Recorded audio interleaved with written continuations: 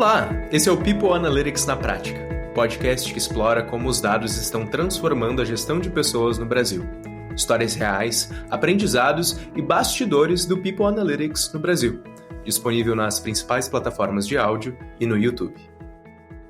No episódio de hoje, a gente vai falar sobre uso de agentes de IA para tomada de decisão. O convidado de hoje é o Rafael Balaniuk, psicólogo, cientista de dados e especialista em transformar dados em decisões estratégicas para a gestão de pessoas. Com mais de 8 anos de experiência em RH, ele também tem pós-graduação em administração de empresas e mestrado em psicologia organizacional. Sua trajetória une ciência, tecnologia e pessoas, criando produtos de People Analytics com uso de BI, Business Intelligence, inteligência artificial e Machine Learning. Rafael foi Head de People Analytics na Minor, né? Beleza. Na Minor, liderando times de dados e desenvolvendo soluções para desafios como turnover, diversidade e ROI, Return Over Investment, né? Retorno sobre investimento de ações de RH. Atualmente, ainda na Minor, ele é sócio-diretor, atuando na criação e execução de novas linhas de produtos voltados para People Analytics. Ele tem experiência prática com MLOps, automação de ETL, construção de modelos preditivos em produção e estruturação de áreas inteiras de People Analytics do zero. Bem-vindo, Rafa! Obrigado, Gabriel. Valeu pelo convite. Massa. Que bom te ter aqui, cara. Pô, obrigado. Pergunta inicial aqui. Como é que tu iniciou em People Analytics e como é que tu chegou hoje nesse nível de carreira com People Analytics? Pô, boa pergunta. Eu fiz psicologia, né? Fui formado em psicologia, só que eu não segui muito a linha da psicologia clínica. Curtia mais psicologia social, organizacional e ver grupos de pessoas e acabei indo para a área de testes psicológicos, psicometria e estatística aplicada à psicologia. E aí, cara, acabei caindo, assim, eu era o menino do Excel, do RH, e aí acabei entrando em People Analytics junto com a evolução de indicadores de RH. Eu trabalhava com indicadores e fui tendo contato com People Analytics e comecei quando eu estava na Fundação Estudar, eu comecei a ter contato com a área. Isso foi acho que foi 2015. E a gente criou, eu quase não conhecia da área, a gente criou um grupo junto de estudo de People Analytics e comecei a, trocar ideias sobre isso. E me apaixonei pela área. Daí pra frente foi só trabalhar com dados. Que massa, cara. Tu começou como estagiário, então? Foi em psicologia organizacional? Tu já, trabalhava com isso? Sim, eu comecei como estagiário. Eu fiz estágio em psicologia organizacional em alguns lugares. E aí, na Votorantim, que foi uma das empresas que eu trabalhei, eu fazia área de custos, remuneração, orçamento. Era mais, aquele RH mais tradicional mesmo. Eu fui ter contato com People Analytics ali quando eu era analista, era da área de treinamento, e comecei a ter contato com isso. O bom é que, eu tenho... Minha família é um pouco diferente. Meus pais são professores de computação, tanto... minha mãe quanto meu pai é cientista de dados, e ele falava, assim, sei lá, acho que desde 2010 ele falava, usa inteligência artificial que isso vai estourar. E aí eu comecei a querer trazer projeto disso para área acadêmica, onde quando eu estudava psicologia organizacional na UNB, que eu sou de Brasília. E aí... Pô, baita universidade de psicometria, né? Pô, tem professores sensacionais lá. Inclusive, meu orientador, o Jairo, cara, tem um lugar muito especial no meu coração. O cara é, assim... Cada frase que ele falava era, assim, sei lá, 1000 páginas de conhecimento resumido, sabe? Era sinistro. Que massa, cara. Tá, entendi. Então, desde o início, trabalhando um pouquinho com isso, muito influenciado também pelos teus pais e essa mentalidade de dados, assim, e imbuir dados por onde tu via, passava também. Exatamente. Cara, e teve algum momento marcante ou decisivo na tua trajetória de People Analytics em que tu percebeu que, isso aqui eu vou começar a trabalhar de fato com isso e com esse tema, e isso aqui realmente está acontecendo para mim, etc. Cara, sim, na verdade, o que mudou as coisas para mim é que mais pra frente eu tava trabalhando numa empresa aqui de Brasília, e eu era o especialista lidando com avaliação de desempenho, começando a fazer aqueles indicadores de turnover e tal. E assim, eu não sei se você pegou essa parte, assim, mas era, cara, você fazia um PPT de, sei lá, 200 slides, 300 slides para colocar um gráfico de turnover evoluindo. E aí o percentual de voluntário e involuntário. Caraca. E era um trabalho de meses. Eu fiz isso uma vez em PPT. Em outra empresa que eu trabalhei, eu fiz uma vez em Word. O Word ficou, tipo, sei lá, 250 páginas, saca? Era um negócio monstruoso. E eu gostava, porque eu lidava com as planilhas. Só que, assim, depois dessas duas experiências, eu entrei numa consultoria e comecei a mexer no Power BI. E aí, cara, tudo pra mim meio que fez sentido, sabe? Porque eu lia o teórico, que era, pô, você vai usar dado e tal, só que na hora que eu colocava na prática, pô, como que você vai usar dado pra tomar decisão se você demora 2 meses pra fazer um indicador do ano passado em 200... Tipo, tava muito longe da realidade, sabe? E aí, quando eu comecei a colocar no BI, e o primeiro projeto que eu fiz usando o BI foi de plano de cargos e salários. E sabe qual foi a reação que mais foi engraçada pra mim? Do plano de cargos e salários tinha aquele dash interativo, e aí você clicava num gráfico, ele filtrava o resto, né? Uhum. Cara, quando a gente apresentou pro cliente, o cliente olhou e, tipo assim, aquela apresentação meio tensa, sabe? De assim, sua folha de pagamento vai aumentar em 2 milhões, mas vai ser necessário, porque olha aqui, tá, o comparativo. Na hora que eu cliquei no dash e o gráfico atualizou, ele... Atualizou? Só com clique? Só com clique.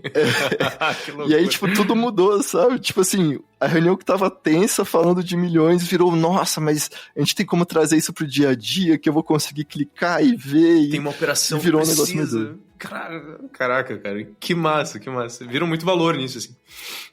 Isso, e assim, o que eu fui vendo ao longo do tempo é que, tipo assim, pô, é legal você gerar esse encantamento. Precisa. Cara, no fim das contas, a gente precisa dos dashes coloridos que mexem. O pessoal gosta, o pessoal, tipo, sabe, ali... Só que no fim das contas, a área não recebe... Um tomador de decisão mesmo, ele não bota grana na parada colorida que mexe. Existe o beleza, encantei, e existe o eu vou botar grana nisso. E, cara, pra botar grana nisso aí, o que eu fui aprendendo, tipo assim, acho que eu quebrei a cara muitas vezes até aprender isso. O cara só vai botar grana numa coisa que resolve um problema dele. Não interessa se é bonito, não interessa. Tem que resolver um problema dele. E aí tem uma das frases que o David Green falou nos eventos que eu fui que, pô, virou um mantra pra mim, que é People Analytics resolve problema de negócio e não de RH.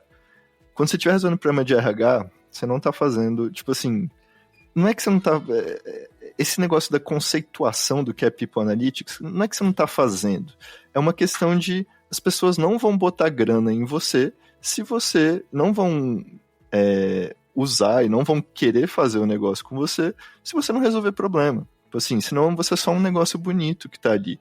E você vira meio que um investimento pro futuro. E aí, não sei se você pegou essa época do início também, mas você pegava os livros de People Analytics, era assim, cara, 1 ano e meio estruturando o dado para depois você pensar em resolver um problema. Uhum. Cara, não existe. Tipo assim, na prática, no dia a dia, isso não existe. Primeiro você resolve um problema com o dado que você tem, e é o problema que vai te dizer qual análise você vai usar e qual dado você vai tratar. Depois você fez isso com o que você tem, aí você pode falar, não, resolvi 40% do problema, é o que dava para resolver. Agora vamos botar uma grana para resolver os outros 60% para organizar a casa. Então o teórico era muito desconectado, e como estava começando, as empresas que queriam People Analytics eram meio que os early adopters. E, cara, a empresa que é aquele entusiasta é lindo, porque qualquer coisa que você faz, ela gosta de você. Mas chega num ponto que acabam os entusiastas, e você precisa realmente lidar com o tomador de decisão que precisa resolver problema. E aí uma coisa que me marcou mais pra frente na minha trajetória na Miner foi... eu comecei... Tipo assim, na hora que você vira uma empresa, e você está vendendo serviço de People Analytics, eu preciso me adaptar à necessidade. Então, assim, se o cara pedir uma coisa que sei que tá meio incerto, eu sugiro ir mais para um caminho ou para outro. Agora, se ele realmente quer fazer, pô, também não, às vezes faz sentido pro negócio dele numa coisa que eu não vi, beleza. Mas uma pergunta que eu começava a fazer, tipo, mas por que você quer uma solução de People Analytics? Ou por que você quer People Analytics? Ou variações disso? E véio, sabe qual é a resposta mais comum da galera? Porque tá todo mundo usando dado para tomar decisão. E assim, usar dado para tomar decisão é meio. Você precisa resolver um problema. Pô, aí fazendo o Java da nossa área, né? Pô, eu diria que boa parte dos problemas podem ser resolvidos com dados se você usar da forma certa e você tem que saber fazer essa junção. Agora, se você não sabe qual problema você está resolvendo, dado vira uma coisa teórica, assim. Uhum. E eu perdi a conta de quantos clientes eu peguei que ele entregou uma montanha de dados e falou, vê aí o que você acha. O que dá pra fazer com isso, né? Caralho, cara, que legal. Muito massa. Sim. Muito massa. Indo pra essa linha de definição, assim, cara, tu falou muita coisa importante. Tu acabou de falar do seu professor, né, o Jairo? Sim. Que falava, mas tu falou, assim, muita coisa importante em pouco tempo também. O que eu gostei muito que tu disse, que pra mim bate muito, é as pessoas não saberem que problema querem resolver. Acontece bastante. E a outra coisa é fazer por fazer, né?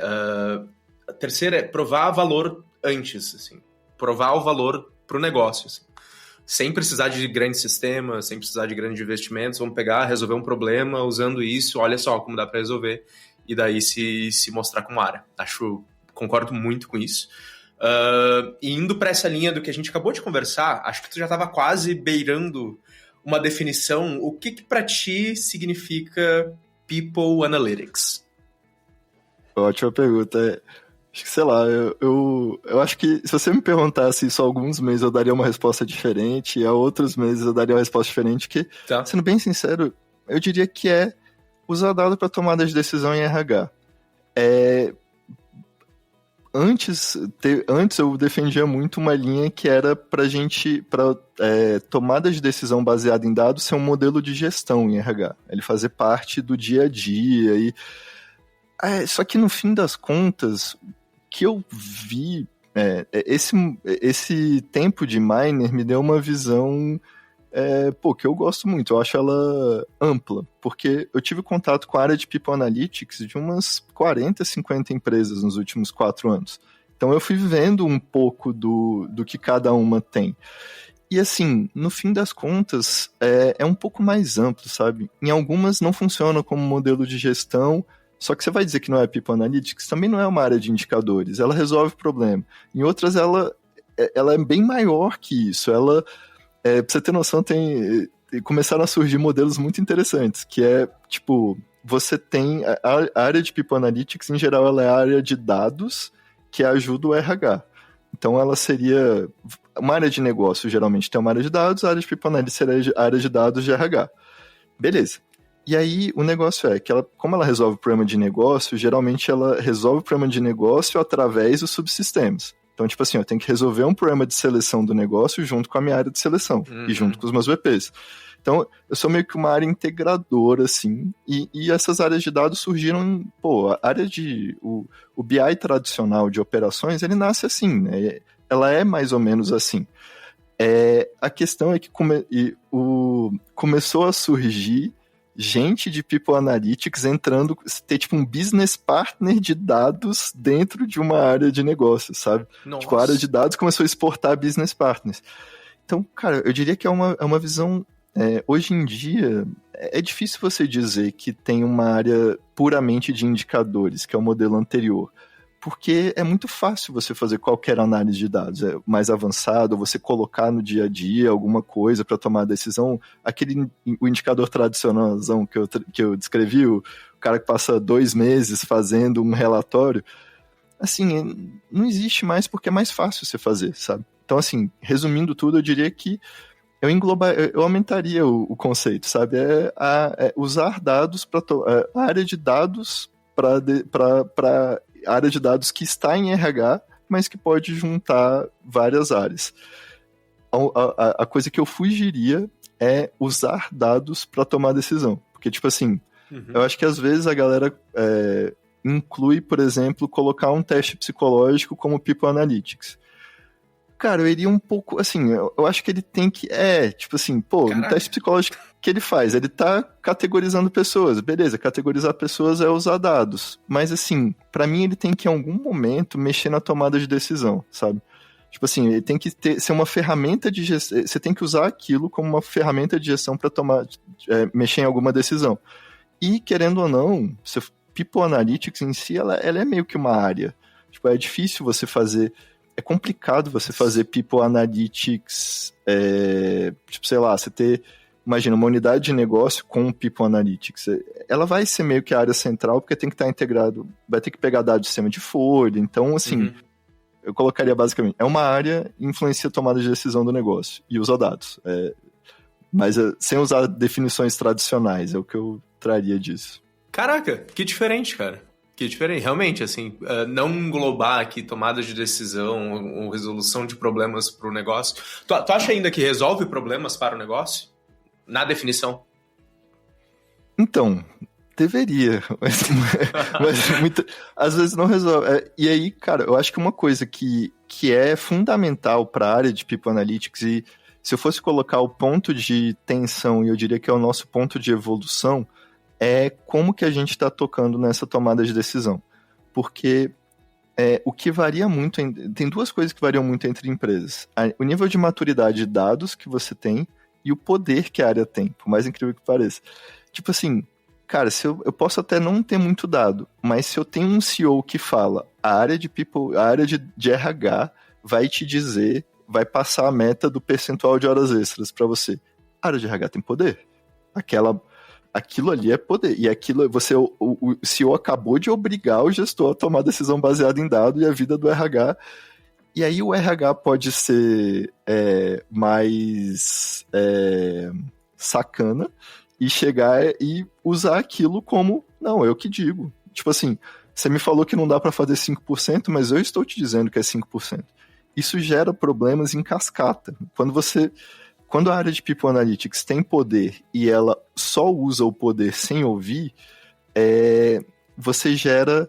Tipo assim, imagina eu sou um gestor e eu tô com 5% de hora extra porque não me deixaram aumentar o quadro. E porque, na verdade, se você for dependendo do negócio, por exemplo, se a gente tá falando de uma fábrica, cara, tem como você zerar a hora extra de uma fábrica? Vamos pensar em problema de negócio. Pô, eu te diria que tudo tem como você fazer, mas é inviável pro negócio. Porque eu vou ter que ter tanta gente sobrando imagina que você tem uma fábrica e uma posição ali. Eu vou ter que ter meio que pessoas sobrando para aquela posição para se uma faltar eu colocar outra. Tipo, dá para fazer? Tá, mas você quer colocar o dobro de pessoa que você precisa só pelo fato de você não fazer nenhuma hora extra? Fica caro demais. Agora, fazer demais também é um problema. Uhum. Então, às vezes você olha para esse gestor dos 5% e, às vezes diminuir de 5% para ele vai ser caro demais. E o que ele vai fazer? Ou ele vai jogar a bola para a área de dimensionamento de quadro, vai falar, cara, tá me falando 5%, me dá mais 10 pessoas que eu bato esse 5%. Ou ele vai simplesmente falar, então, se não tem como bater a meta, então vamos chegar em 10, em 20. Então assim, no momento que você não escuta, se você tem poder e você não escuta, você não gera impacto. Só que se você só escuta, também é um problema, porque o gestor vai reclamar sempre. Então é você chegar naquele, o que faz sentido, o que não faz sentido. E quando você não tem poder nenhum, aí entra tipo assim, você está propondo, isso infelizmente acontece muito, por exemplo, em projetos de diversidade. O RH geralmente é muito comprado com pauta de diversidade, o que é muito legal, e tem muitas empresas em que a operação não é comprada. Cara, você ficar tentando levar para um gestor de baixa e média gestão um indicador de diversidade para ele tomar a decisão é muito difícil. Porque você vai ficar dando murro em ponta de faca, você vai ficar ali. Aí você tem que pensar estrategicamente. Como que eu vou gerar impacto para o negócio? Gerar impacto para o negócio, nesse caso, é você ir lá para cima, conseguir trazer um número maior, um ROI ou alguma coisa, tipo assim, aí vamos imaginar que a gente está falando de diversidade de gênero, cara, a gente está perdendo o dobro de mulheres líderes do que homens líderes. Então eu vou chegar e falar, sabe quanto está custando o seu problema? Tanto, porque a gente está perdendo essa galera. E aí você conscientizar isso vir de cima para baixo. Então, primeira coisa é saber onde você está posicionado com maturidade de dados e com poder para saber onde você precisa agir. E o segundo ponto é como que você gera soluções. Porque um outro problema isso acontece muito em recrutamento e seleção, que é assim, se a gente for pensa numa área operacional, cara, o gestor, imagina, gestor com aquele gestor com 100 pessoas abaixo dele. Cara, ele não tá muito se importando, ele nem tem tempo para conseguir olhar para cada vaga. E imagina que a gente tá falando de um negócio de alto turnover, a gente pode falar tipo de um call center. O cara tá rodando ali o tempo inteiro. Onde que dói nele? Não dói se o processo seletivo dura 30, 60 ou 90 dias. O que dói nele é o tempo que ele fica sem alguém. Duas coisas, o tempo que ele fica sem alguém e o quanto tá rodando. Porque quanto mais roda, mais tem que contratar. Então são duas coisas que você tem que parar. Tipo, diminuir a rotatividade, melhorar uma efetivação, melhorar alguma coisa, e não é que é irrelevante, mas não faz muita diferença você diminuir o processo seletivo de 60 dias para 30. Faz diferença aquele gestor ficar sem a pessoa 20 dias e diminuir para 10. Se o processo durou 60, mas você fez uma vaga em bloco, uma vaga pool, e foi trocando, o gestor não está sentindo aquela dor. Então, só que o problema isso aqui quando a gente está falando, na teoria tudo é lindo, só que isso é você propor um indicador novo para a realidade da organização, não novo no mundo. Na hora que você propõe um indicador novo, ele pode fazer sentido na minha cabeça, pode fazer sentido na sua. Mas o gestor, na hora que chega na ponta, ele fala, cara, mas não é isso. Realmente o meu problema é tempo de seleção.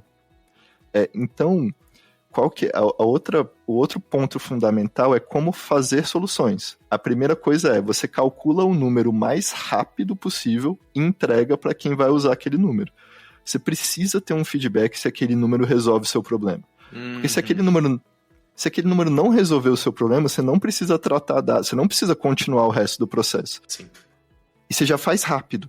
Então, muitas áreas também, aí voltando para o People Analytics, né, muitas áreas querem trabalhar no modelo mais tradicional de gestão, que seria um modelo cascata. Então, daqui a 6 meses eu vou ter um preditivo de turnover, então se daqui a 6 meses eu vou ter um preditivo de turnover, quer dizer que agora eu tenho que tratar isso e isso e isso.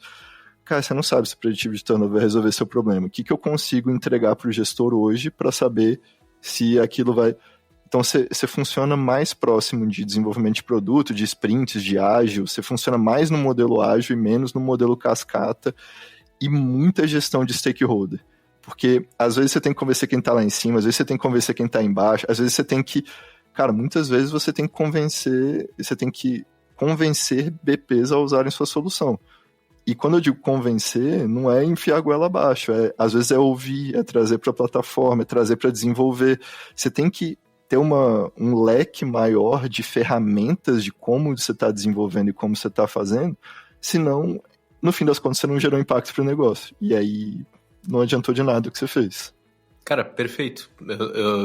Eu concordo muito com o que tu falou, e eu não consigo colocar nada mais disso que tu disse, assim. Eu quero te perguntar como é que tu vê o impacto, então, do People Analytics nas empresas. Considerando todo esse contexto, né, também de negociação. Como é que é o impacto de People Analytics nas empresas?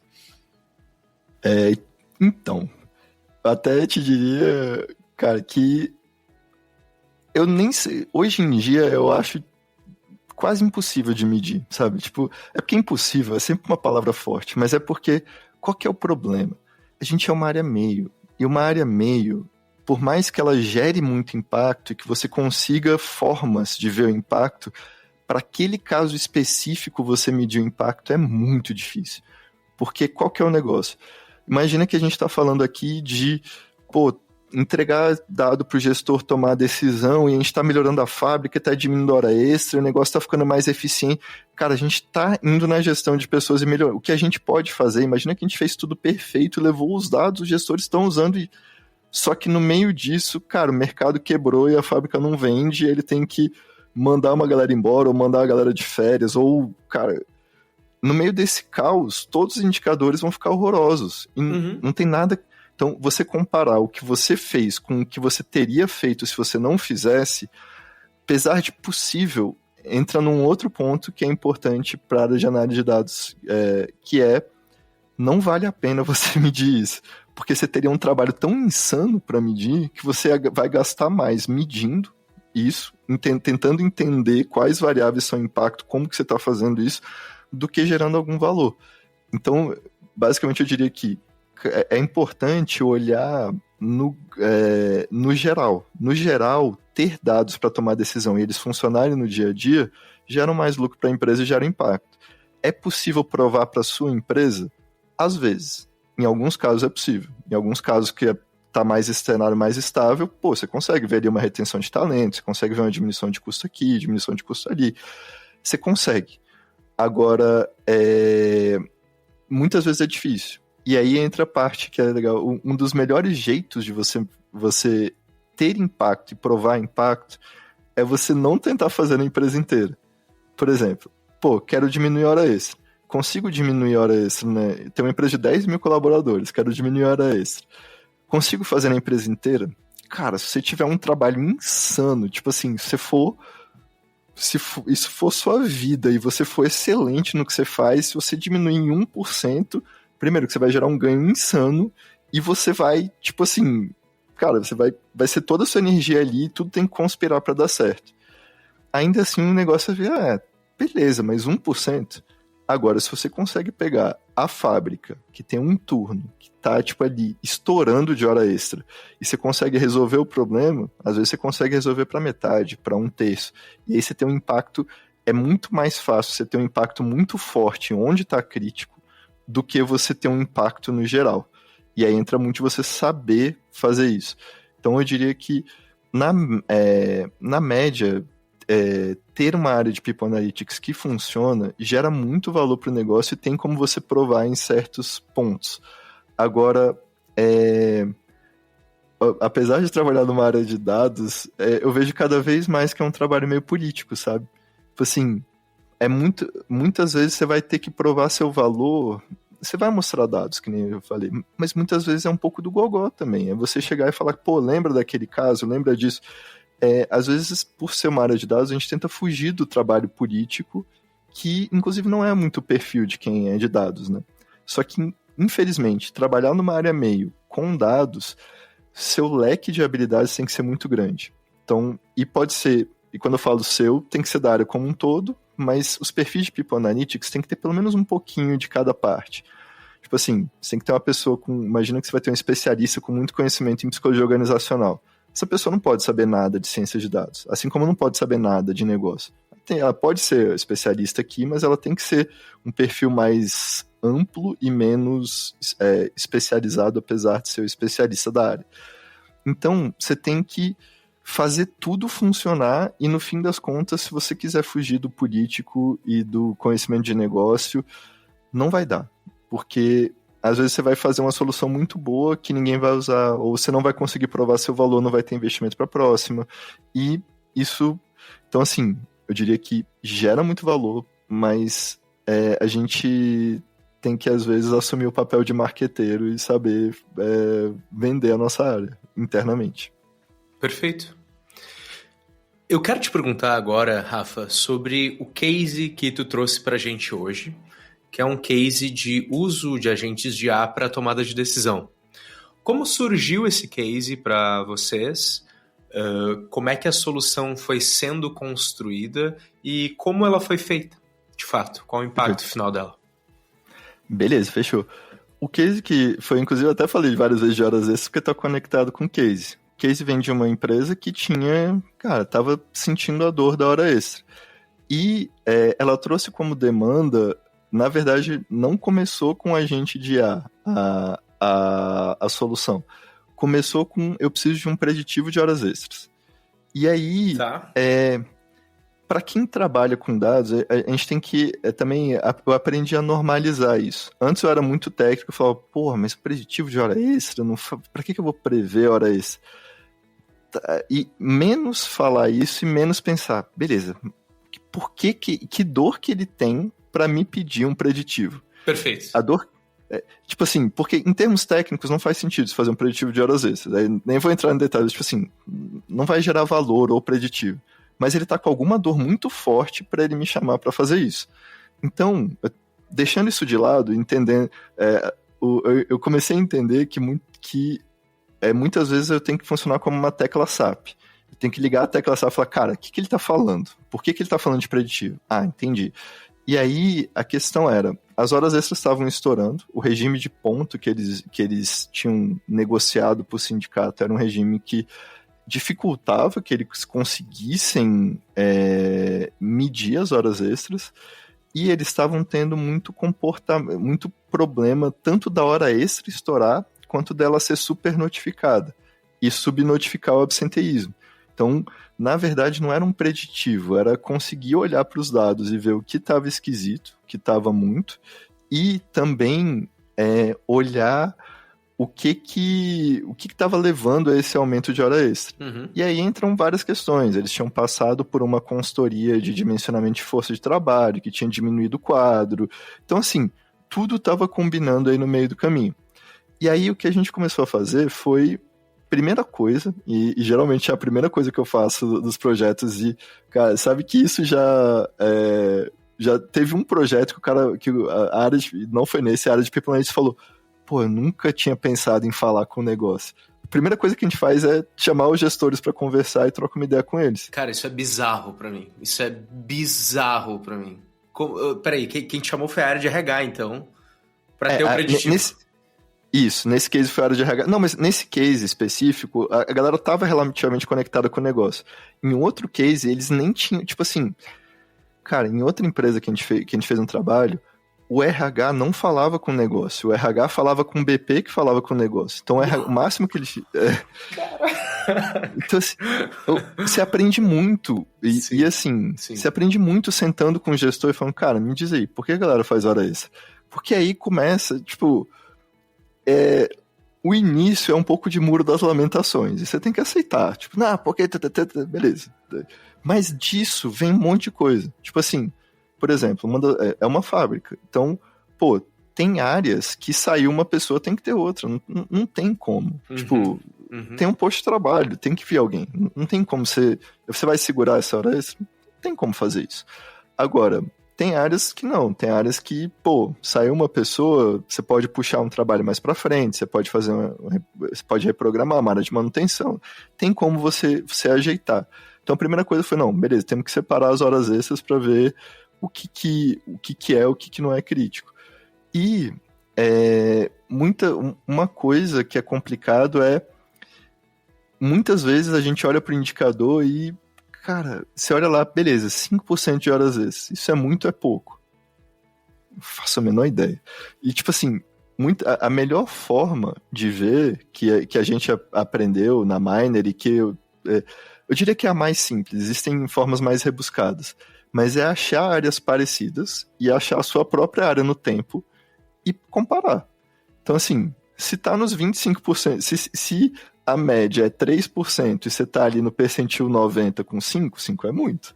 Se a média é 8, 5 é pouco, sabe? Tipo assim, e aí você pode usar ferramentas mais complexas de gestão. Então, você pode usar o princípio de melhoria contínua, que cara, eu defino um grupo, pego o histórico daquele grupo, defino como meta os 25% menores daquele indicador. E aí faço isso por um ciclo, depois vou fazendo e com o tempo eu vou diminuindo. Então, dá para você usar isso. Então, primeiro, e aí, forma de comparação. O problema é... Eu tô com uma dúvida aqui. Se o primeiro pensamento de vocês, então, é comparar o histórico daquela área com ela mesma ao longo do tempo. Não colocar num benchmarking de mercado. Porque uma coisa que eu vejo acontecendo também é um questionamento de indicadores perante a benchmarks, sem uma visão crítica daquele indicador contra ele mesmo naquela área específica ao longo do tempo daquela área, né? Então eu queria ver o que tu tem para me falar sobre isso, o que tu pensa sobre isso, assim. Cara, então, inclusive, é ótimo que você falou disso, porque a gente acabou de lançar um produto na Miner de benchmark de indicadores. A gente criou uma plataforma para comparar isso. Uhum. Nessa plataforma, você vai ter lá o percentual dos indicadores. E, cara, ele ajuda muito um RH como um todo, um C-level a tomar decisão.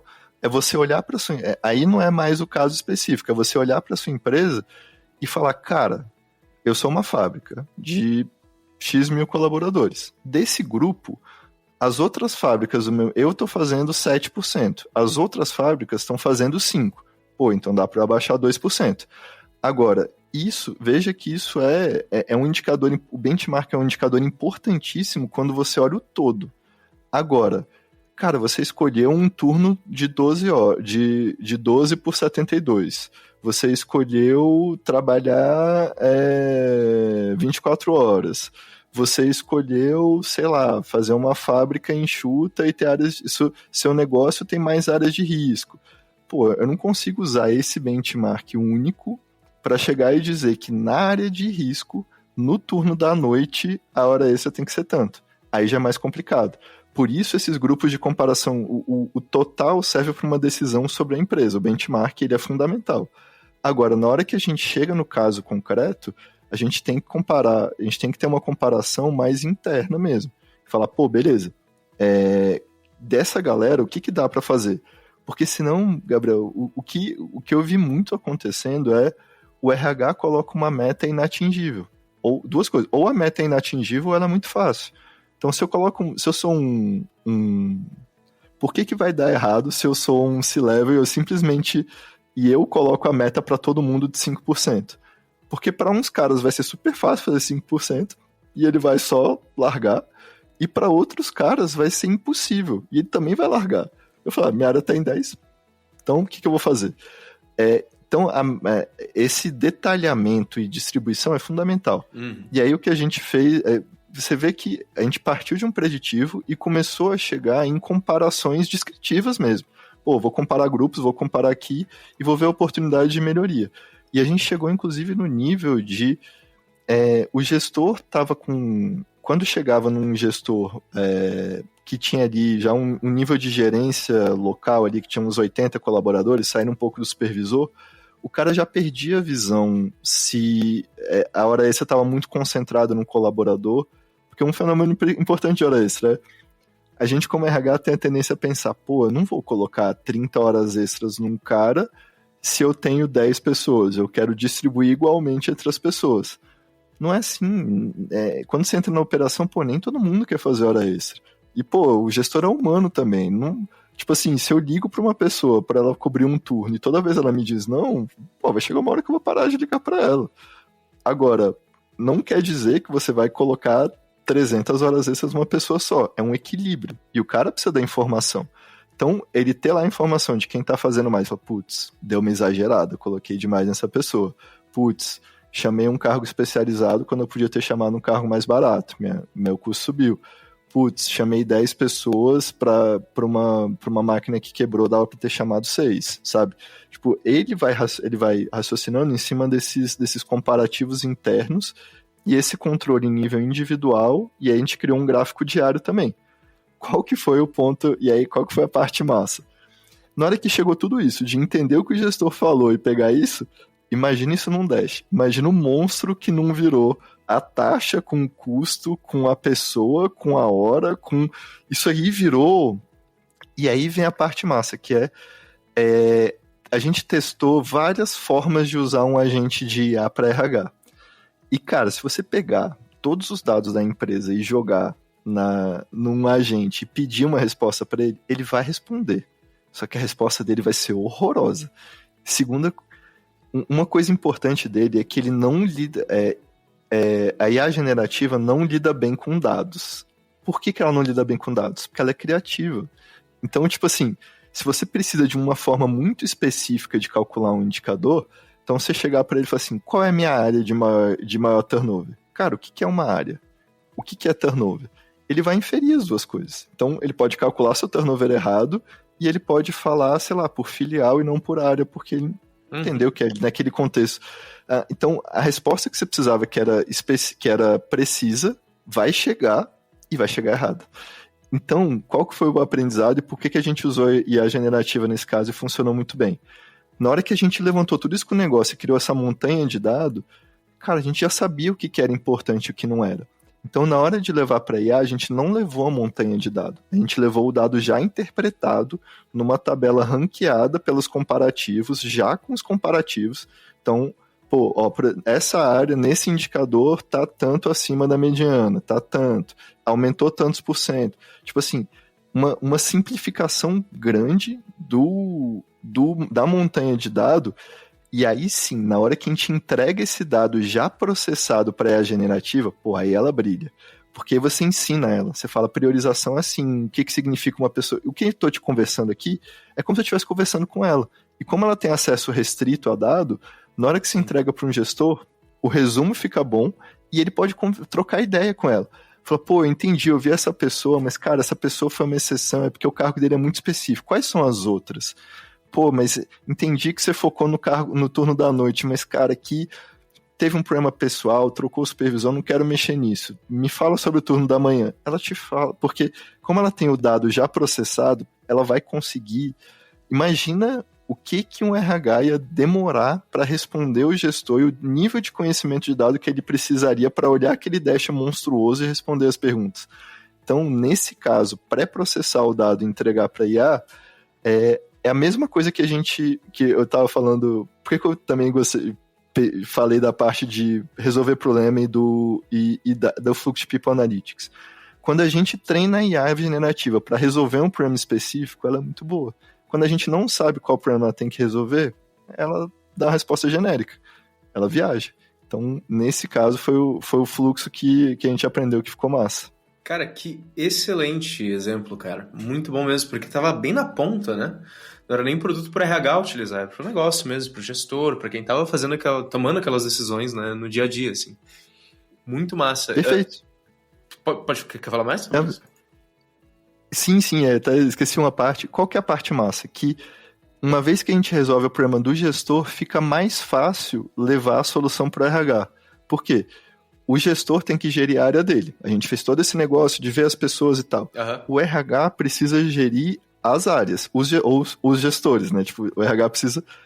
se eu sei o que dói no gestor, o que ele pode mexer, o que ele não pode, eu sei subir um nível e falar pro RH, e aqui tá pior, aqui, esse gestor não tá fazendo, esse aqui piorou, esse aqui melhorou.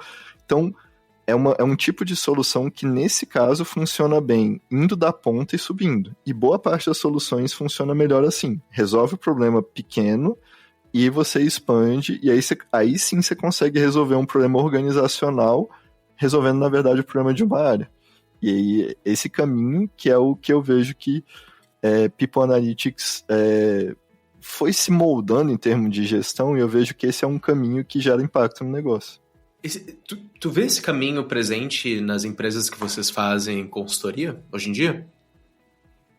Cara, é porque, assim, depende muito, assim. Se eu fosse dizer, eu diria que sim e não, sabe? Tipo assim, eu acho que tem um pouco de tudo. Existe muita área de People Analytics que vai querer, que não eu falei, vai ter poder e vai falar, você vai fazer esse indicador. Só que ela não tá vendo o que tá acontecendo na ponta. Tipo assim, teve um outro projeto que foi interessante que a gente recebeu, que foi nessa área People Analytics tinha o poder e eles estavam incomodados porque os BPs estavam baixando dado em planilha. E aí eles contrataram a gente para escrever a governança para dizer como impedir os BPs de baixarem dados em planilha. E aí a gente chegou e falou assim, cara, tipo, à medida que a gente foi mapeando, a gente foi levando assim, falando assim, se o BP tá baixando dado é porque ele tem um problema. Tipo assim, é melhor você criar uma ferramenta onde... e aí eu tenho minha linha psicóloga, né? Tipo, é melhor você se colocar no lugar dele e dar soluções e tipo, pensar, que cenário que eu posso entregar para ele que seja mais rápido para ele pedir ajuda para mim do que baixar o dado. Porque, cara, pra você ter noção, nessa empresa, as áreas fim de negócio começaram a contratar pessoas de RH de indicadores para baixar as planilhas e fazer o cálculo em planilha e entregar, sabe? Então, assim, se você começou pensa em como ficou caro pro negócio. Na hora que você conversava com o gerente regional de BP, ela fala, pô, é um saco, eu tenho que contratar a pessoa, e as pessoas de RH não sabem de dado, e isso e aquilo. Tudo isso para não pedir ajuda para a área de People Analytics, porque a área de People Analytics estava falando, essa é a ferramenta, usa aí. Não baixe os dados. Não use os dados que a gente está dando. Use como está, Exatamente. que é o certo. Que absurdo, cara. Exatamente. Então, é esse meio do caminho. Então, eu diria que, na real, assim, eu também, pô, querendo ou não, eu dei um exemplo onde as coisas deram muito certo. A gente poderia fazer até um fuck up night de exemplo que as coisas deram errado. Mas, tipo assim, esse é o exemplo quando dá certo, sabe? Assim, no dia a dia, cara, dá certo, dá errado, dá... eu diria que em muitas áreas de People Analytics, o que falta geralmente falta, e isso vai ser natural, falta um conhecimento ou outro, sabe? Tipo assim, cara, para fazer isso que eu falei, pô, que área de RH, de People Analytics hoje no Brasil tem uma pessoa que consegue construir um agente de IA? Cara, são poucas. Qual área, ao mesmo tempo, consegue construir um agente de IA e consegue entender um negócio do gestor para saber como funciona a hora extra? Pô, menos ainda, sabe? A interseção de todas as... Por isso que eu vejo como uma realidade que as áreas de People Analytics tenham ajuda externa para alguma coisa. Porque a questão fica muito caro. Você tem uma pessoa excelente de ciência de dados, excelente de, sei lá, que consiga fazer modelos preditivos para você, excelente de BI para conseguir expor os dados, excelente de engenharia para conseguir tratar os dados. Tipo assim, é uma equipe tão grande, tão complexa, e às vezes, tipo assim, assim, eu não vejo, e aí você até pode me corrigir se você achar, porque como você tá numa empresa grande, Gabriel, você pode dizer tipo, eu não vejo, eu vejo, sei lá, tudo bem, eu diria que tem umas 5 a 10 empresas no Brasil que conseguem ter, sei lá, 3, 4 engenheiros, para no momento que sair um engenheiro você ter um ou outro. Mas a maior parte vai ter mesmo empresa grande, vai ter no máximo um de cada perfil. Um cientista, um engenheiro. Cara, saiu a pessoa, até a próxima que você trouxer, mesmo que você trouxer de mercado, saber fazer. Então, assim, você buscar ajuda para pegar um complemento do mercado para te ajudar em algum dos pilares, se você não tá tão bem, é muito mais barato que você ter que ter esse time completo, sabe? Total, cara, total. Concordo muito contigo. Eu quero te perguntar sobre o projeto. Cara, na verdade, a pergunta que mais me vem à cabeça, na real, é sobre IA ainda. Sobre agentes de IA, especificamente. E se tem outros projetos que vocês trabalharam sobre isso, ou o que vocês têm visto no mercado a respeito de People Analytics IA? Porque agora eu sinto, Gabriel, no mundo jogado, assim, não no mundo de consultoria, eu no mundo, assim, do que eu vivo, tá? Que o hype de IA já atingiu o limite. E isso tá logo atrás aqui. E que agora me parece que as pessoas estão tendo mais noção da realidade que é construir modelos com agentes de IA. E quando eu tô falando IA mesmo, ou assistentes, né, de IA, eu tô falando de modelos de LLM, né, de modelos de linguagem natural e tudo mais. Então, o que tu vê em relação a isso? Hoje em dia, nas consultorias e também no seu trabalho. Cara, eu concordo contigo. Chegou uma época que era assim... A galera queria colocar LLM para tudo e achava que simplesmente colocar um LLM resolvia. Sendo que é a questão continua sendo a questão fundamental de ciência de dados. Você saber definir o problema é muito mais importante que todo o resto. Porque se definir errado o problema, qualquer coisa que você fizer depois já era. Então, o que eu diria tá começando a finalmente ter um entendimento do negócio que agentes resolvem problemas pequenos. E muitas vezes você vai precisar de um monte de agentes para resolver um problema. Então, agora sim eu vejo que estão surgindo as coisas que um agente realmente pode resolver. Coisas que estão surgindo que eu tô achando massa. Você ter agente que ajude em one-on-one, feedback, um ajudante de gestor. Porque qual que é a questão? Existem coisas... O agente, ele consegue fazer de uma forma meio que massificada e automatizada e personalizada o que uma pessoa faria. Em alguns momentos melhor, mas vamos simplificar as coisas. É como se você conseguisse criar uma pessoa que conseguisse fazer uma tarefa de forma massificada. Então, imagina, qual que é o cenário de você ajudar um gestor a dar um feedback? ou você vai ter que ter BP trocando uma ideia meio constante. Imagina um gestor ligando para BP toda vez que vai antes de dar um feedback. Cara, que saco que é ser o trabalho do BP, assim. Ou você vai ter que, sei lá, criar um treinamento que você vai fazer uma vez a cada 2 anos. Você também não pode colocar o gestor num lugar para fazer treinamento a cada semana. Uhum. Se você tem alguém que ele consiga trocar uma ideia rápida e que ajude ele nisso, então assim, pô, essas pessoas aqui estão há muito tempo sem receber feedback, lembra do feedback contínuo, de você falar sim, sim, assado, Sim, ele perguntar, pô, mas eu esqueci, eu posso criticar? Na hora que você vai criticar, sabe? Tipo, isso é uma tarefa que, cara, ele voa. Se você não precisa de um treinamento tão complexo, ele não precisa receber bases de dados tão complexas e ele vai gerar um impacto gigantesco. Então esse aqui, pô, massa. Pô, gigante exemplo. Muito bom. Muito bom mesmo. Até porque protege os dados internos também, né? Tipo, tu não precisa falar com um chat lá que, sei lá, não é licenciado pra tua empresa ou algo assim. Tu usa um agente interno do time ali, usa de maneira a proteger os teus dados e também, sei lá, ter um histórico daqui a pouco também das conversas que tu teve a respeito de tal e tal pessoa. Já sabendo isso, achei um excelente exemplo. Exatamente. E, cara, outra coisa aqui, esse é um agente um pouco mais genérico, mas eu acho que ele é muito útil, que é como se fosse um tutor de aprendizado. E aí, não sei se você viu, mas o Gemini lançou uma versão tutor. Ele lançou há um pouco mais de um ano, mas ele lançou atualizações que começou a ficar muito bom. E aí entra um negócio que é um problema. Cara, assim, eu acho difícil dizer, me colocar ou colocar qualquer pessoa como um especialista em LLM, porque a LLM surgiu há, sei lá, pouquíssimo tempo. Então, talvez tenham várias coisas que eu não tenha visto. Agora, cara, eu não vejo nenhum agente genérico desses funcionando assim, tipo, pô, então pega o Gemini tutor, joga para os gestores e ele resolve o problema. Não vai resolver. Sim, sim.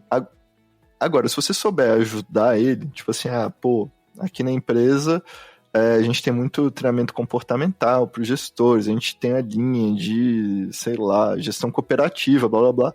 Cara, você pega esse que já está quase pronto, em cima dele você vai jogando seus conteúdos, sua forma de fazer, seu contexto e tal, aí usa um RAG, né, faz uma versão personalizada dele. Não muito complexa, você dá uma ajeitada e entrega ele como um tutor.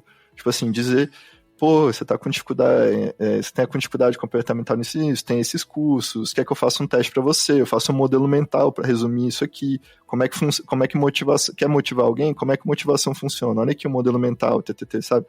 Tipo, então eu vejo que tem muito potencial em ajudar no aprendizado e auxílio para gestores, e nessa linha que eu falei de horas extras, para mim, trazer bases de dados interpretadas e resumir resultados, para mim a gente chama de motor de insight aqui. Para fazer insights é uma linha muito boa também, mas ele depende desse pré-tratamento de dados. Quando você joga da base bruta, esquece, fica muito ruim. Só que o que acontece, o que acontece, eu não sei se você tem essa mesma percepção que eu, Gabriel, que muitas vezes o RH busca o que diminui trabalho operacional. Então, o que mais tem de LLM? É chat para resolver dúvida de folha de pagamento. Uhum. Então, assim, cara, ele resolve. Tipo assim, se for bem feito, resolve o problema. Mas para aí, né? Tipo, sim, não tem muito impacto pro negócio. Sim. Diminui horas daqui a pouco trabalhadas ali da folha de pagamento, talvez, né? Diminui também a resposta do colaborador, mas não tem esse impacto direto, realmente, né? Nessa tomada de decisão. E olhando para coisas de agentes, então, ainda sobre agentes de AI em People Analytics, de coisas que tu vê que não funcionam. Ou não tipo, funciona. Foi testado e que, isso aqui eu não botaria minhas fichas em um projeto desse tipo.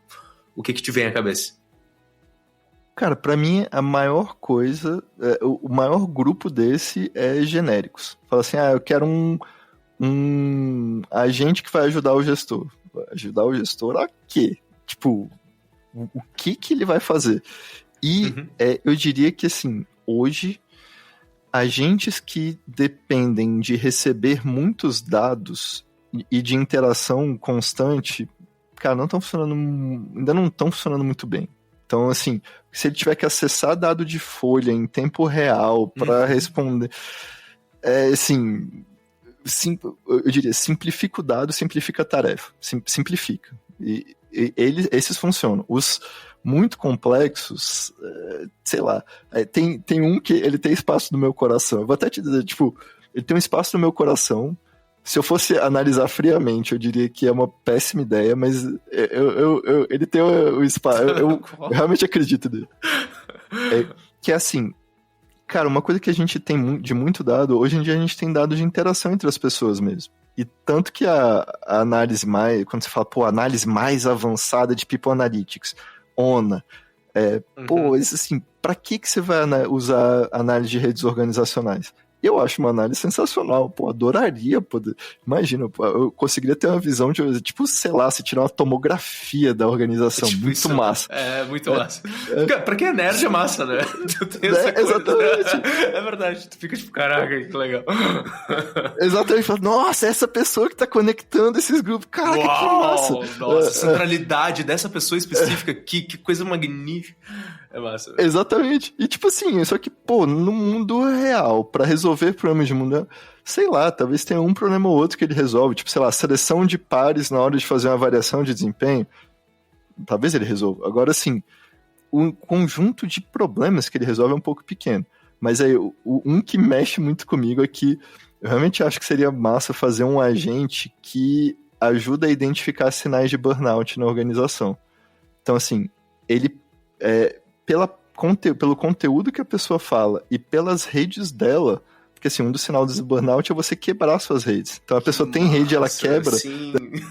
Então assim, daria para você pegar sinais de burnout dela. E esse agente, você pode ter um agente passivo que identifica, assim como você pode ter um agente passivo ativo.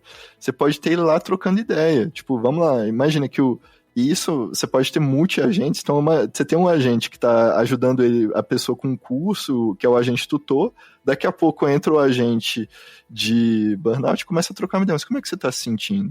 E começa a fazer perguntas mais para saber o estado da pessoa, para confirmar aquilo ali que às vezes ela viu no dado. Então assim, como nerd, eu olho para isso e falo, cara, isso aqui seria muito massa, mas de uma forma objetiva. Cara, seria ultra difícil conseguir esse dado e fazer isso. Segundo, o potencial de fazer merda com esse agente é, tipo, muito insano. Sim, cara. Sim. Então, assim, é um projeto que eu olho e falo, adoraria fazer isso, mas a probabilidade de ser usado de um jeito errado é bizarro. gigantesca. Não, com certeza, com certeza. Aí caem várias coisas de leis, LGPD, coisas assim, né, que a gente acaba esbarrando.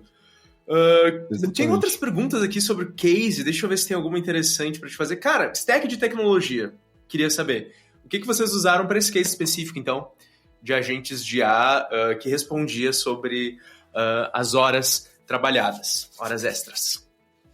Cara, aí sendo bem sincero, assim, foi Python para tratar dado, foi Power BI para plotar dado e foi ChatGPT para criar. Qual que é a questão? E aí, isso eu acho muito importante para fazer projetos de exploração. Cara, você faz a exploração com o que é mais fácil fazer. Power BI é a melhor ferramenta? Cara, a ferramenta que a empresa usava. É de boa, dá pra você usar. Python, Databricks é melhor que Python para tratar dado. Eu sei, mas eu consigo codar no Python mais rápido que no Databricks. Sim. Primeiro eu resolvo o problema, depois eu passo pro Databricks. E, segundo, Databricks ia ter custo. Python eu consigo fazer local e consigo, segurar a onda. Beleza, vai ficar rodando um tempo aí, mas depois que a gente tiver a resposta, a gente passa pro Databricks. ChatGPT não é o melhor chat, é caro. Concordo. Agora, cara, tudo depende muito do problema que você tem. O meu problema, a tarefa que eu passei pro LLM não é uma tarefa difícil. Tipo assim, ele tem uma tabela já processada, ele me deu a resposta em cima da tabela, eu fui direcionando. Prioriza assim, isso aqui é um tema, isso aqui é isso aqui é aquilo. Foi rápido, não foi demorado. Porque o difícil não foi o chat, foi a engenharia de dados para chegar nessa tabela. Sim. Isso, cara, essa engenharia de dados foi, tipo assim, insanamente, tipo assim, o código em Python que eu fiz para chegar nisso e para chegar na tabela, não quero nem abrir ele de novo, porque eu não vou entender, eu não vou entender eu não vou entender um quinto do que tem naquele código. Daqui a um ano, Rafael, vamos revisitar aquele projeto. Eu vou jogar pra alguém e falar, cara, então, tem um código aqui, vê aí o que você acha do código. Então é tipo isso, tipo, eu acho que a ferramenta que você usa, ela tem que estar de acordo com o seu problema. Tem que ser fácil de fazer. Se eu for fazer para a empresa inteira, eu vou usar Python? Não, vou fazer um Databricks, vou deixar uma tarefa lá, vai ser mais otimizado. Se eu vou fazer no Power BI, aí depende, se a ferramenta da empresa vai ser Power BI. Vai ser no GPT ou agente? Depende. Tipo, se ele gerar o resultado for mais barato ou mais caro, o que me diz é o problema e o contexto. Excelente, excelente. Indo para as perguntas finais, Rafa. Como você vê a evolução do People Analytics nos próximos anos aqui no Brasil? Cara, eu acho que... Eu realmente acho que a área de People Analytics vai se aproximar do negócio e ela vai ganhar cada vez mais poder, porque as pessoas querem dado para tomar decisão. Só que uma coisa que eu vejo eu vejo uma barreira na área de People Analytics é que a gente tem profissionais de RH com muito conhecimento em RH e não tanto conhecimento em psicologia organizacional. Porque você não tinha uma demanda de um conhecimento técnico. Tipo, quem sabe a diferença entre engajamento e motivação? Se for fazer uma pesquisa de RH, pouquíssimos vão saber dizer a diferença entre engajamento e motivação. Sendo que no momento que você transita para ter ferramentas como IA generativa e tal, cara, a diferença já é um pouco maior. Aí você vai precisar entender umas diferençazinhas técnicas um pouco mais intensas. Então, eu acho que tem uma barreira que não tem tanta entrada de pessoas técnicas assim, não tem um perfil de dados para as pessoas que fazem isso. Então, quando é uma área 100% dados, existe um limite para o problema de negócio que ela resolve. Sim. Então, então eu vejo que vai ter uma entrada maior de pessoas com conhecimento de psicologia organizacional para lidar com a galera de dados, e que essa área vai se aproximar cada vez mais da área fim. E aí, assim, parece meio esquisito, mas eu acho que ela vai ser uma área que vai ficar meio, às vezes, cada vez mais fora do RH, sabe? Tipo, vai falar menos com subsistemas e mais com negócio. Eu acho, tanto que esse negócio dos BPs de People Analytics em negócio, Exato. foi uma coisa que eu falei, caraca. Então, e eu acho que cada vez mais vai ter... tipo assim, uma coisa que eu não sei como que foi na sua realidade, mas eu tinha dificuldade de codar. Tipo assim, eu fazia uma coisinha ou outra em Python antes do LLM. Mas assim, era muito demorado. Eu não fiz um treinamento de Python. Eu era, sei lá, bem básico em Python. Cara, com LLM, eu tive conhecimento de como dados funcionam. Então, na hora escrever o código eu não sou bom, mas se eu sei trazer para ele o problema, escreve o código para mim, eu não preciso ficar lá. Então, você vai ter cada vez mais pessoas com essa habilidade de codar dentro de People Analytics. Você vai precisar desse perfil, ela vai se aproximar do negócio e cada vez mais você vai ter soluções que usam IA. Eu acho que não vai aumentar a quantidade de pessoas, vai mudar um pouco o perfil, porque no momento que você tem uma LLM que te ajuda a codar, você abre o perfil para uma pessoa que não era um cientista de dados antes e consegue fazer função de ciência de dados agora. Até porque não é uma demanda que seja, tipo assim, preciso fazer um MLOps para o modelo preditivo estar integrado. Não sei. Cara, poucos vão ter que fazer. E aí, realmente, o LLM não vai resolver esse problema para você. Mas eu acho que a área elas vão ganhar cada vez mais espaço, vão se aproximar do negócio e vão ter um perfil de profissionais um pouco mais humanas, porque o LLM supre umas deficiências deles. Cara, excelente visão. Concordo pra caramba, assim. Vejo no meu dia a dia o quanto tem deixado mais rápido, realmente, os processos. Eu codo muito em R, né? Faço muita coisa em R.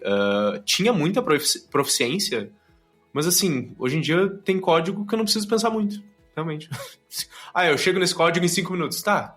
LLM chega em 30 segundos, sabe? Tipo, vamos Exatamente. lá, vamos mais rápido. Sobre psicometria, aproveitando que tu é psicólogo, né, indo para essa parte, assim, como é que tu vê a interseção entre psicometria e People Analytics?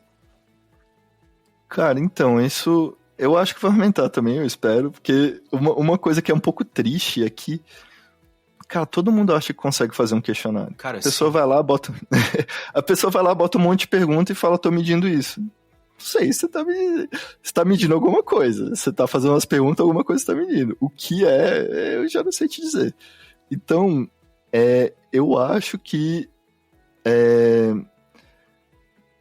como a evolução da tecnologia faz com que a gente massifique soluções, eu acho que cada vez mais a galera vai conseguir usar tanto soluções, tanto testes já prontos, novos, quanto outras soluções. Então, eu acho que testes e a psicometria vai se aproximar, mas eu não vejo um psicometrista dentro de People Analytics. Eu vejo uma pessoa que sabe que teste escolher, sabe?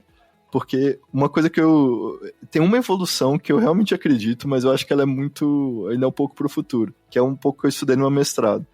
É que, na real, em tese, em psicometria, você pergunta coisas porque você não tem acesso a coisas.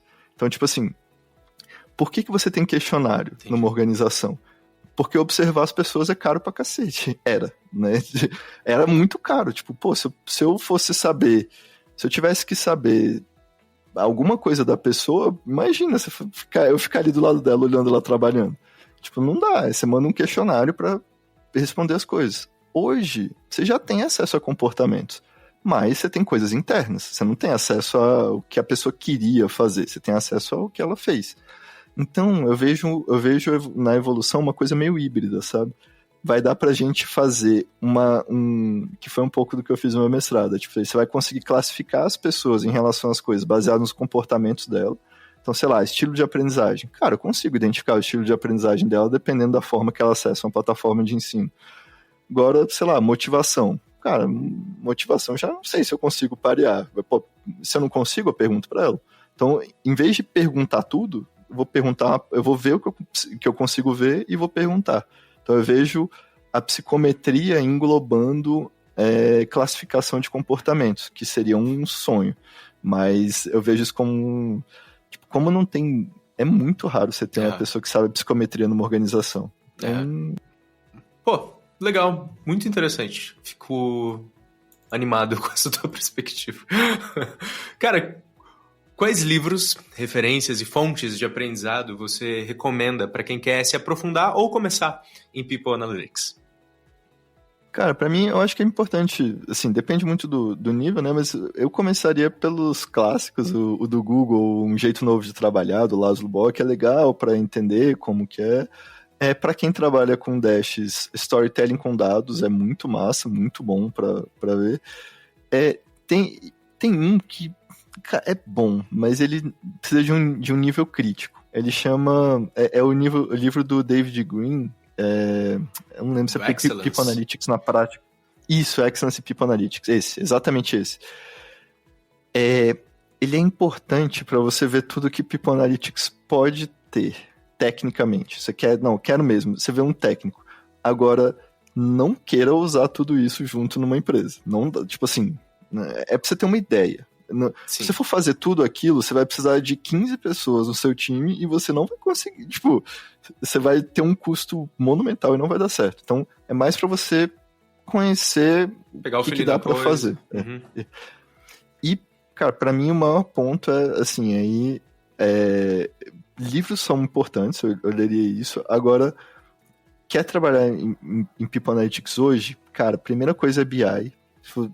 Aí, sendo bem, se quem ainda usa Excel... Cara, Excel você precisa usar às vezes. Não quer dizer que você não... eu não abro um Excel.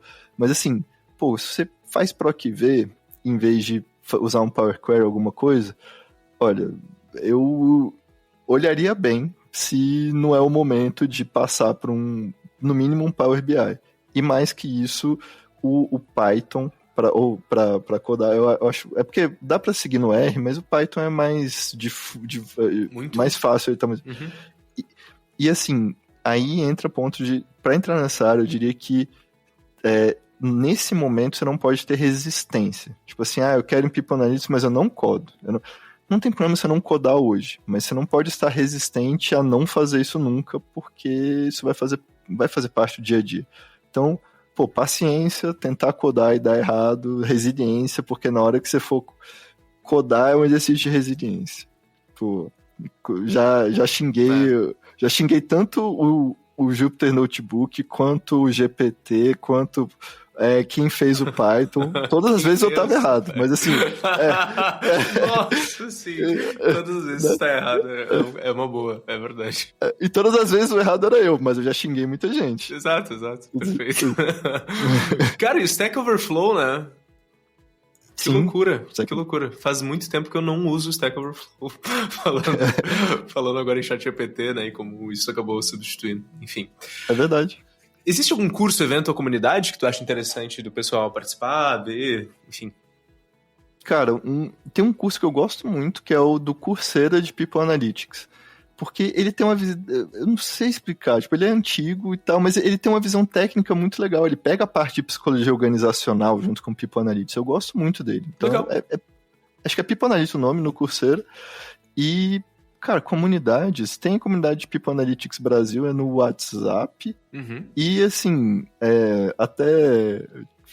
se quiserem seguir a Miner, tem vários conteúdos, mas até sugerindo, tem uma galera que tá fazendo conteúdo muito bom. Então, a Numera faz conteúdos muito bons. Se quiser pegar um internacional, AIHR faz conteúdos muito bons. Seguir o David Green no LinkedIn e outros lugares, ele faz conteúdos legais. Josh Bersin faz conteúdos legais. Então, seguir essa galera, cara, tem muita coisa boa e tem muita coisa de qualidade sendo feita. Então, seguiria todos eles. Massa. Rafa, onde é que as pessoas podem te encontrar e acompanhar o teu trabalho?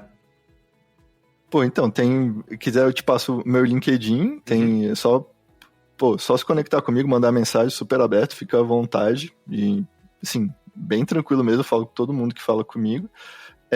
E, cara, canais da Miner, esses grupos de People Analytics. Eu tava na BRH São Paulo há um tempo, mas eu tava facilitando o grupo de People Analytics, mas não tô mais.